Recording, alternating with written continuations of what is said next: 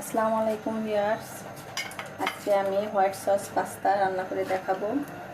এখানে দিয়ে দিলাম পেঁয়াজ, মরিচ, আদা বাটা, রসুন বাটা, জিরা বাটা, পরিমাণ মতো লবণ।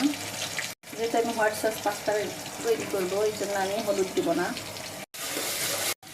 এখানে আমি পাস্তা আগেই সিদ্ধ করে রাখছি, এটা দিয়ে দিলাম।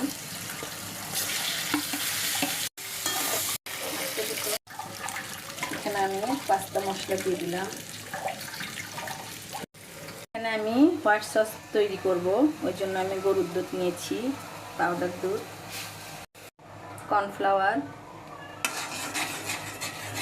মতো চিনি। সসটা এরকম ঘন হলে আমি এগুলো পাস্তা এখন দিয়ে দিব।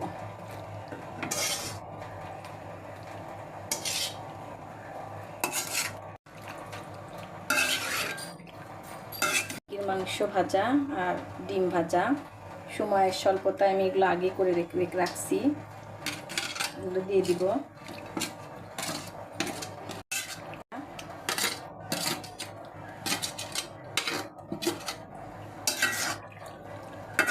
এই যে হয়ে গেল আমার ঝটপট বিকেলের নাস্তা হোয়াইট সস পাস্তা।